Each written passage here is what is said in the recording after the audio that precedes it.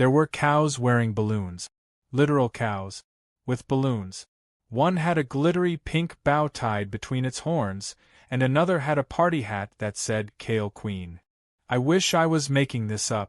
I was standing on my own farm at 9:12 a.m. on what should have been a peaceful Saturday morning, barefoot in my flannel pajama pants, holding a coffee mug that said, "Don't even." But what really made me drop that mug, what truly shattered both ceramic and my faith in humanity, was the 12-foot-tall inflatable Karen waving beside my barn, complete with a sash that read "Boss Babe." And blasting from what used to be my irrigation trailer was a remix of Beyoncé and tractor noises. I hadn't invited anyone. I sure as hell hadn't approved this chaos. Yet here it was. My field. My land. My cows. Karen's party. Now, before I tell you how this turned into a full-on revenge saga involving a small army of tow trucks and a viral Reddit post, let me back up just a smidge. My name's Luke. I live on the last working farm inside the borders of a community that got taken over by an HOA about 3 years ago.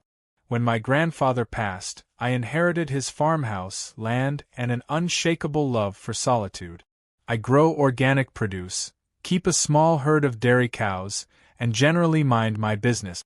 That is, until business decided to throw a crystal-infused champagne party on my alfalfa. The HOA was never a problem, until Karen got elected as president. You know the type. Big hair, bigger sunglasses, and an attitude that makes raccoons reconsider dumpster diving. Her platform was aesthetic improvement and community brand elevation, which basically meant anything rural, unpolished, or even slightly muddy had to go. She once complained that my tractor was an eyesore and suggested I repaint it beige. Beige. A tractor. So when I heard the thumping music and saw what looked like a full-blown influencer party spilling across my field, I assumed it was a mistake. Maybe a misdirected wedding? A runaway bachelorette event? But no, there was Karen, holding a mimosa and giving a speech to a crowd of bedazzled yoga moms about the launch of her dream project. I approached cautiously, sidestepping a child chasing a chicken with a glitter wand. Karen spotted me and smiled as if I were a curious raccoon, not the actual owner of the land her party was defiling. "Oh, good you're here," she beamed. "Isn't this just fabulous?" "Karen," I said slowly, "why are there 100 people on my property?" She blinked, feigning surprise. "Oh, honey, it's just a little launch party for my new wellness brand. Kale and Crystals. The HOA approved it." "I didn't," I said, voice rising. "This is my field. You didn't even ask me." She sipped her drink. "Well, technically, it's adjacent to the community park. So it's ambiguous." I nearly choked. "Ambiguous?" "Karen, you parked a margarita truck on my asparagus beds." She waved a manicured hand like I was being dramatic. "Don't be so rigid, Luke. You weren't using it. It's only for a few hours. Be a team player." That's when I noticed the parking situation. Cars. Dozens of them. Parked across my entire north lot, tires digging into the soft spring soil. A Tesla sat halfway into a drainage ditch. A BMW was literally idling next to my water pump. Someone had tied bunting to my scarecrow and was using it as a selfie station. I walked away before I said something regrettable. Stormed back to my porch. Called my cousin Joey. "Hey," I said, "you still running that towing company?" He chuckled. "What did they do this time?" "Oh, you're gonna love this one," I said. As I waited for Joey to assemble the cavalry, I stood at the edge of the field, watching Karen prance around in a flower crown, handing out jars of moon water and manifesting God knows what. Guests cheered every time she said, "Entrepreneurial empowerment." One of them tried to feed a goat a vegan cupcake. The goat looked personally offended. I wasn't just angry, I was insulted. She hadn't even thought to ask. She just assumed I'd say yes or, worse, that I wouldn't matter. That's the thing about people like Karen. They treat kindness like weakness and silence like permission. But not this time. This time I was going full scorched earth, or rather, full scorched HOA. Joey arrived an hour later in a convoy of 3 tow trucks. He got out, sunglasses on, sipping from a thermos. "You weren't kidding," he said, surveying the chaos. "This looks like Coachella for suburban moms." I pointed. "Start with the Tesla." He grinned. "With pleasure." The first tow was almost theatrical. The clank of chains, the hiss of hydraulics, the shocked screams of a guest in heels as her luxury ride got lifted like a plastic toy. Karen ran over, eyes wide. "You can't do this," she yelled. "This is illegal." I pulled out a folder from under my arm. "Actually, here's my deed. Here's the property map. And here's the no trespassing sign you ripped out of the ground." She tried to snatch the papers. I pulled them back. "Every car here is trespassing," I added. "And every one of them is getting towed."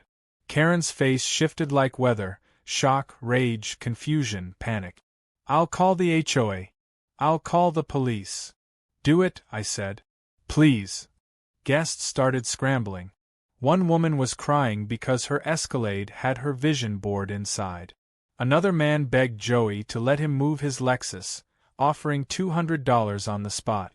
Joey just smiled and waved the tow truck forward.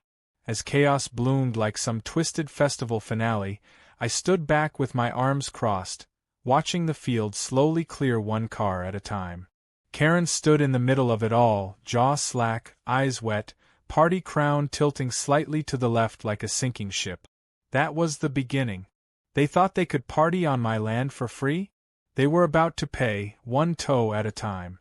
While Joey's tow truck cranked up the first Tesla and its owner screamed like her puppy had just been abducted, I sipped what was left of my now cold coffee and took in the glorious spectacle unfolding before me. There's a rare kind of satisfaction in watching justice play out in real time, and it smells like fresh diesel and entitled tears. I wasn't in a hurry. This was my land, my rules, and now my show. Karen had kicked off her glittery little festival of delusion thinking she owned the world. She was about to find out I owned the dirt beneath her overpriced sandals. Music was still blaring from the DJ booth, which was set up suspiciously close to my cow pen. Someone had hung wind chimes from my fence and draped prayer flags across my chicken coop. A toddler was now sitting inside a wheelbarrow eating what looked like hummus directly from the container while his mother livestreamed herself doing yoga in front of my barn. The absurdity was bottomless. Karen hadn't just thrown a party, she had hosted a full-scale wellness circus without the courtesy of telling the ringmaster. I knew Karen wasn't going to go down without a dramatic monologue and possibly some crocodile tears, so I started preparing for the next phase. While Joey and his crew got to work, I called in the rest of my team. First, Lisa, my TechWiz neighbor who worked from home and had a special hatred for the HOA after they tried to fine her for using non-neutral wind chimes. She answered on the first ring. "I need your help," I said. "Did they finally do something lawsuit-worthy?" "Oh, Lisa," I replied. "They're hosting a sponsored event on my farm and charging $100 per person through Eventbrite." There was a pause, followed by the sound of furious typing. "Send me the link. I'll dig." Next call. Hank, my next-door neighbor, retired Navy vet and local expert in not taking crap from anyone. He'd been itching for a reason to square off with the HOA ever since Karen accused him of violating community code by flying a slightly oversized American flag. "They really stepped in it now," Hank growled when I explained. "Want me to come over with my drone and film the whole thing for evidence?" "Absolutely," I said. "Bring the good camera." By the time Hank showed up, the field had turned into a spectacle of retreat. Cars were being hoisted one by one. Partygoers frantically made phone calls, some to their rideshares, others presumably to their horoscope. The air was thick with a cocktail of sandalwood incense, vegan hot dog fumes, and rising panic. Karen was stomping around, trying to wrangle what remained of her guests and stop them from fleeing. One woman, wearing a t-shirt that said, "Crystal healing is real," was sobbing beside her towed Audi, clutching a gemstone like it might teleport her out of this mess. Lisa texted me a link. I opened it.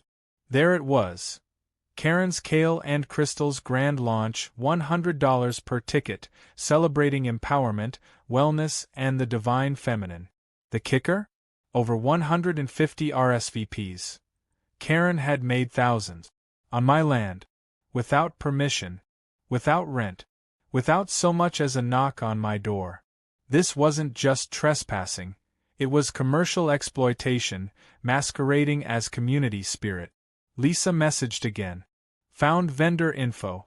3 businesses registered under her LLC. They're selling herbal tonics, aura paintings, and customized moonstone experiences. Want me to flag it for tax violations? Please do, I replied. And screenshot everything. Meanwhile, Joey's team had hit a rhythm. Like a pit crew at the world's weirdest race, they rolled through cars one by one. Hank flew his drone overhead, narrating sarcastically into his phone camera. Here we have the endangered Range Rover in its unnatural habitat, a privately owned beet field. Watch as it's lifted gently back into captivity. The guests tried to salvage what they could. Some simply ran. Others attempted to move their cars, only to find them blocked by mud, tractors, or other vehicles already being towed. One particularly brave woman tried to bribe Joey's youngest crew member, waving a wad of 20s while yelling, "This is spiritual oppression." He just shrugged and kept hooking her Lexus to the tow cable. Karen's meltdown began in full when the DJ finally packed up and left, cutting the music mid-chant. The sudden silence exposed the true soundtrack of the event: wailing, arguing, and the beautiful mechanical clunk of car after car being dragged away. Karen stormed over to me again, face flushed, mascara streaking down her cheeks like war paint. "You've ruined everything," she shrieked. "This was supposed to be my moment. My brand launch. On someone else's land," I reminded her calmly. "Without permission. Without a lease. Without common sense." "I didn't think you'd care," she snapped, then realized how that sounded. "I mean, it was going to bring attention to the community. We were doing this for everyone." "You charged $100 a head, Karen." "That was for the gift bags," she howled, "which were filled with rocks, pamphlets, and expired vitamin samples," I said, holding one up. "Those were artisanal moonstones," she cried. "They're gravel."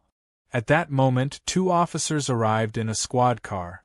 Karen straightened up and ran toward them, unleashing a frantic tale of illegal towing, harassment, and sabotage. I handed over my property deed, drone footage, and Lisa's screenshots. The officers nodded, listened patiently, and then, after about 10 minutes, turned to Karen and said the words I had been craving like sweet summer rain. "Ma'am, this is private property. You had no legal right to hold an event here." Karen's face fell. Her voice dropped to a whisper, like a child who just realized there's no candy in the vending machine. "But the HOA approved it." One officer raised an eyebrow. "The HOA can't approve events on private farmland." Karen turned slowly to look at the field, now a half-abandoned wasteland of tipped tents, forgotten kombucha coolers, and broken dream catchers. She looked smaller than I'd ever seen her. "You're lucky," the other officer said to her. "He could press charges." Karen looked at me. For the first time, she didn't look angry. She looked scared. I didn't say anything. I just nodded toward the tow truck hauling away the final car. Her BMW. Still running. Still in park. Windows down. The next words out of her mouth were so quiet, I had to strain to hear them. "I'll fix this," she mumbled. "We can make this right." But it was too late. This wasn't just about fixing a mistake. This was about consequences. About boundaries. About the quiet farm guy finally fighting back. And the best part? We were just getting started. The sound of silence after chaos is a special kind of music. After hours of commotion, screeching tires, hysterical guests, and Karen's voice breaking the sound barrier, the field finally looked like what it should have been all along: quiet, green, and peaceful. Well, mostly peaceful. There were still tire marks all over the place, half a tipped-over yoga dome in the east corner, and a lone goat chewing on a discarded sash that read Kale Royalty. But at least the people were gone, and the circus had rolled out. All that remained was cleanup, documentation, and watching Karen try to piece together the last shreds of her delusional little empire. Karen, to her credit, didn't run away. She lingered near the edge of my property with a strange mix of defiance and desperation, pacing back and forth with her phone pressed to her ear. From what I could overhear, she had been calling various board members from the HOA, attempting to spin the narrative faster than I could document it. Too bad for her, Hank's drone had recorded the entire saga, and Lisa had already compiled a backup folder with timestamps, contracts, screenshots, and even video of one of the vendors trying to bury unsold sage bundles in my compost pile. I didn't expect Karen to take responsibility, of course. That would require something resembling humility, and Karen had all the humility of a wet cat being asked to apologize to a goldfish. So when she finally gathered what remained of her entourage, a few frazzled vendors and her assistant, who looked like she'd aged 20 years in 3 hours, they made their way back to the HOA clubhouse. Karen was marching like a general retreating from a lost battle, but pretending it was a strategic decision. The kind of energy that said, "We'll recover, we'll rebrand, we'll sue the cows if we have to." Later that evening, just as I was settling into a very well-earned bowl of chili and reviewing footage with Hank and Lisa, I got a message from a friend who happened to live 2 blocks over. "You might want to come to the clubhouse," the message read. "Emergency HOA meeting. Things are going nuclear." Normally I wouldn't be caught dead at one of their meetings. The last time I attended, Karen tried to fine me for leaving a garden hose visible from the street. But tonight I had leverage. I had evidence. And more importantly, I had nothing to lose. When I arrived at the clubhouse, the energy inside was like a middle school production of a courtroom drama. Tense, confused, and full of people pretending to understand legal language. Karen stood at the front in full damage control mode, dressed like she was on her way to a business brunch with Oprah, pointing at a PowerPoint titled Community Vision, Learning Moments and Moving Forward. I slipped into the back row with Hank, who was already smirking. Lisa, seated next to him, had set up her tablet to cast the drone footage on the projector with one click. We waited. Karen launched into her monologue, throwing words around like synergy, branding, and collaborative community experiences. She painted the entire event as a noble but misunderstood venture meant to raise awareness for wellness and eco-conscious living. According to her, the land usage had been a gray area, and the parking situation was an unfortunate miscommunication. The board looked uneasy. Bob, the treasurer, finally spoke up. "Karen, you told us the farmer agreed. That this was all pre-cleared. You even said he was donating the space for a tax write-off. That was news to me." I nearly stood up right there, but Lisa gently nudged my arm. "Wait." Karen's smile twitched. "Well, he didn't exactly say yes, but I figured. He's never said no before." The room grew quiet. The kind of quiet that sinks into the carpet and makes people start checking their watches. Another member piped up. "You forged the approval?" "I didn't forge," Karen snapped. "I anticipated." That was it. Lisa tapped her screen, and the projector flared to life. On the wall appeared a video of Karen holding a mimosa, smiling into the camera, saying clearly, "He won't mind." I didn't ask, but honestly, what's he going to do? Call the tow trucks? The entire room turned to look at me. I stood up slowly. "I did," I said. "I called 3. Karen turned as pale as her overpriced oat milk. I walked to the front, holding up a printed folder. "This is my deed. The field is mine, 100% private. There is no shared use agreement, no easement, no community clause. What happened today was illegal. I've got video, I've got screenshots of the ticket sales, and I've got enough documentation to turn this HOA into a cautionary tale on national television." No one interrupted me. Even Karen was silent, her jaw clenched so tightly it could have cracked a diamond. You damaged my property, used it without permission, charged people to be there, and tried to play victim when the consequences arrive. And now, you want to sweep it under a rug made of buzzwords and essential oils. The board didn't need much more convincing. Bob cleared his throat again. I propose a vote. Effective immediately, Karen is removed as board president pending legal review. Karen gasped. You can't do that. We just did, said another member. And like that, it was over. Karen stood frozen in place, eyes darting from face to face, realizing for the first time that she had no allies left. She tried to say something, but her voice cracked, and she ended up storming out of the room in stunned silence. It felt good. Not because I enjoyed watching someone squirm, but because for once the right people got held accountable. And because karma, when partnered with a few tow trucks and some good old-fashioned property records, had a delightful way of balancing the scales. As I packed up to leave, Bob approached me cautiously. Luke, I just want to say, I'm sorry. We didn't know. She's persuasive. I nodded. Just keep your meetings off my land. Absolutely. Lesson learned. Outside, the air was cool, peaceful again.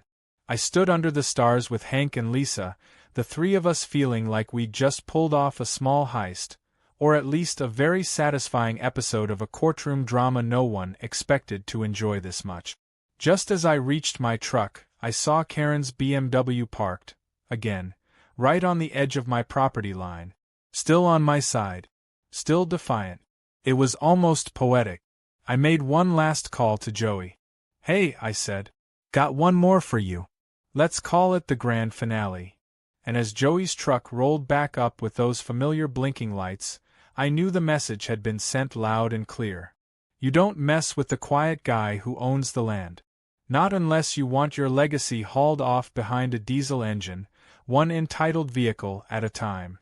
The next morning, I was enjoying the rare silence with a cup of fresh black coffee when I got a knock at the door. Not the usual kind of knock either. This one was slow, overly dramatic, the kind of knock that warned you someone was about to make a speech nobody asked for. Sure enough, when I opened the door, there stood Karen, dressed in what she must have thought was casual humility, but came off like she'd raided the clearance section of a yoga studio. She had sunglasses perched on her head even though it was cloudy, and she was clutching a clipboard like it held the cure to embarrassment. Luke, she said with a voice drenched in false calm, I wanted to extend a personal apology for yesterday's events. I sipped my coffee and said nothing. I realized some lines were crossed, she continued, tightening her grip on the clipboard. But I think we both can agree that this community is stronger when we work together, and… Cut the brochure talk, Karen, I said, not unkindly. You want something. What is it? Her mouth twitched, caught off guard by the bluntness.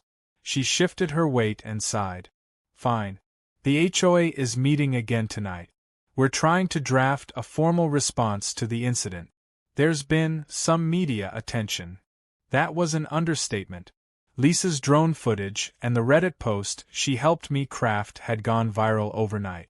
It had already hit the front page of several subreddits and was gaining traction on local news blogs.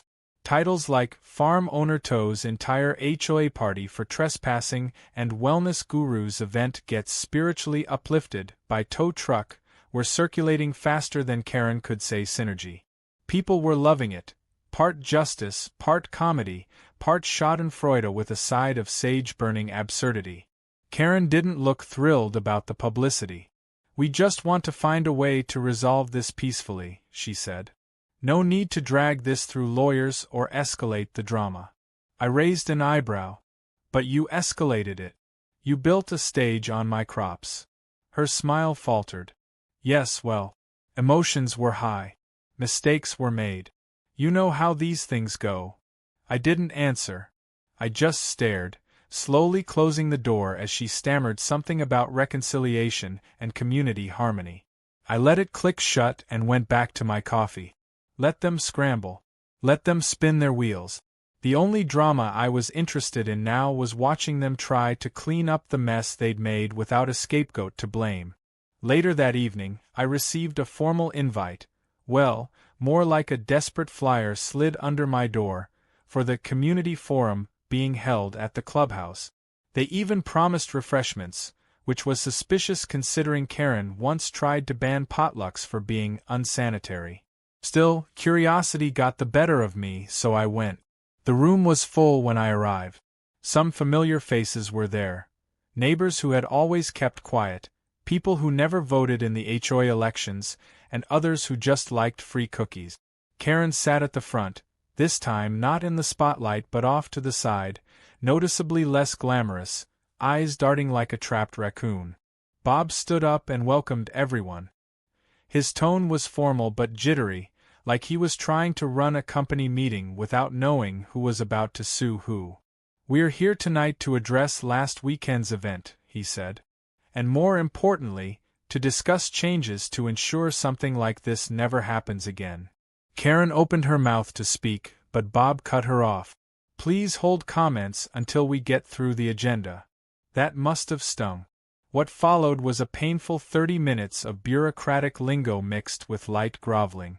The board admitted fault. They acknowledged that no approval was ever granted for the event to be held on private property. They read out a letter from the community's legal consultant warning that the HOA could be held liable for damages.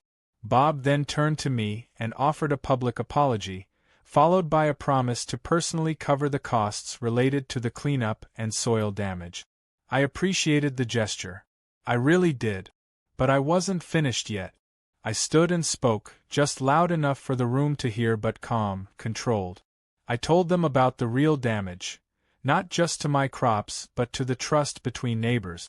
About how people who think they're in charge sometimes forget the difference between leadership and arrogance.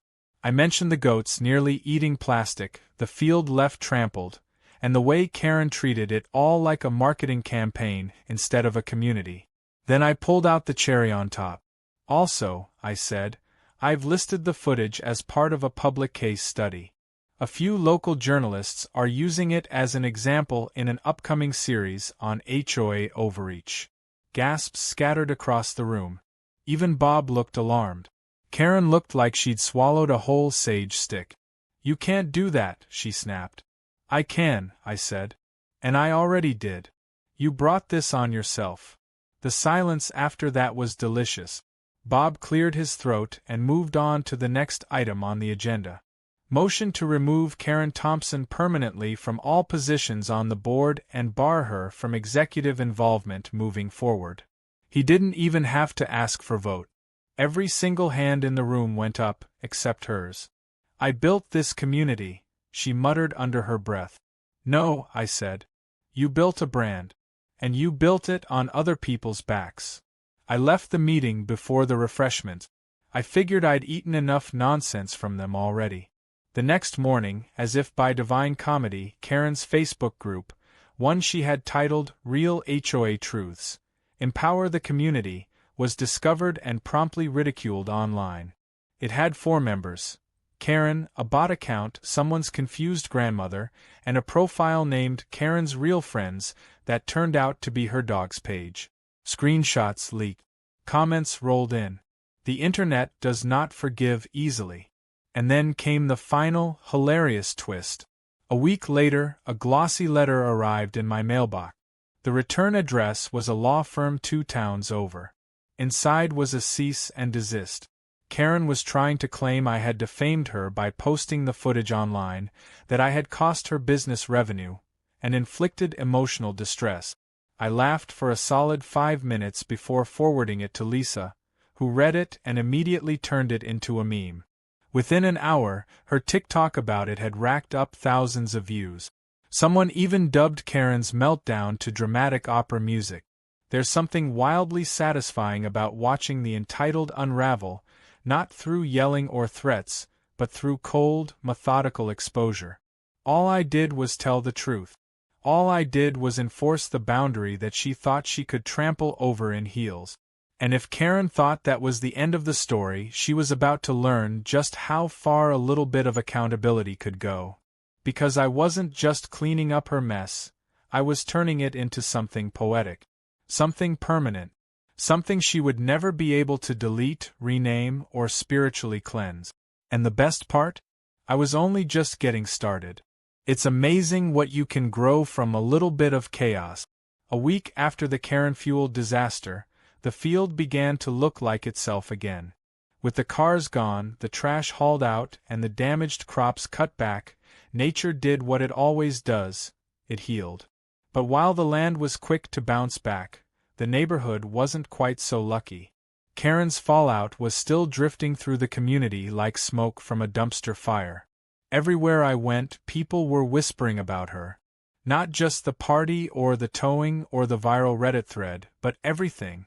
The arrogance, the entitlement, the way she had claimed ownership of people's time, spaces, and even identities in the name of her so-called vision. Her reputation didn't just fall apart, it disintegrated. Still, I didn't let the victory make me lazy. I had work to do, both on the farm and in reclaiming the narrative. With Lisa's help, I converted the story into a mini-documentary of sorts. It wasn't just about revenge.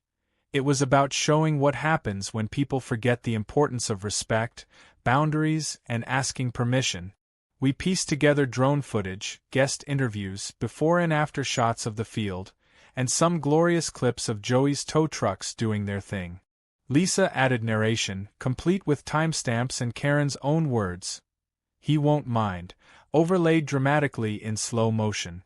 The video made the rounds on social media and gained even more traction than the original post. Local radio stations invited me for interviews. Small business groups started messaging me to ask if I'd consider letting them rent space for actual, permitted, paid events. I turned most of them down, but one group stood out, a local veterans charity looking for a venue to host a small fundraiser. When they offered to pay and handle cleanup, I said yes immediately. The irony wasn't lost on me.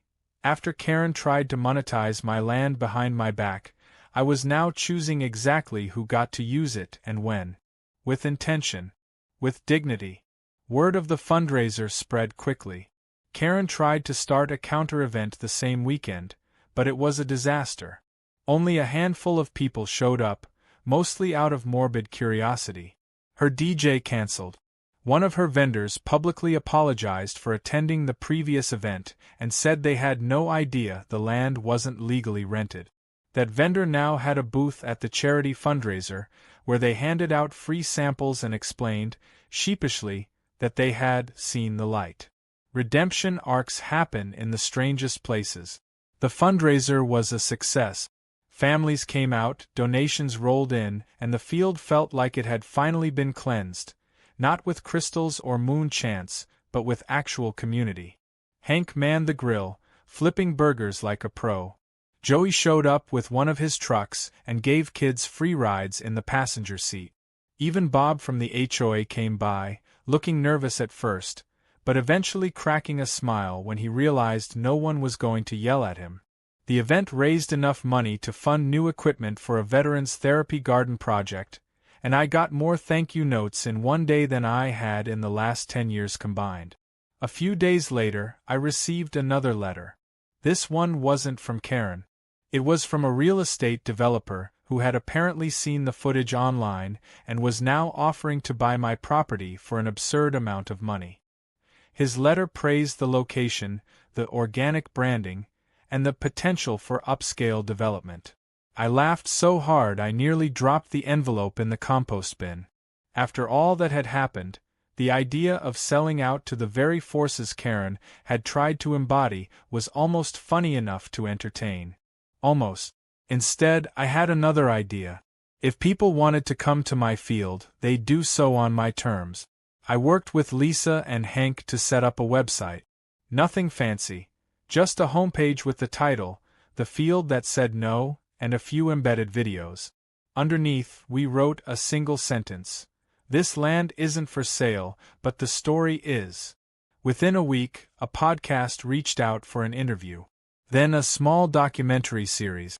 A regional newspaper ran a piece about local resistance to HOA overreach, using my story as the headline. As for Karen, she didn't go quietly, but she did go. After her cease and desist letter failed to scare anyone and the footage became impossible to scrub from the internet, she slowly lost her grip on everything she had built. Her social media followers dropped off. Her Kale and Crystal's website went dark. One day, I noticed a moving truck outside her house. She didn't make any grand announcement or farewell post. No dramatic speech this time. Just a quiet, embarrassed exit. A week later, her house was listed for sale. I heard through the grapevine she moved to another state, trying to rebrand under a new name. I imagined her standing in a different suburban cul-de-sac, handing out flyers about moon energy and community cohesion, pretending none of this had ever happened. But the internet doesn't forget. And neither do people. With Karen gone, the HOA elected a new board. This one included Hank unanimously.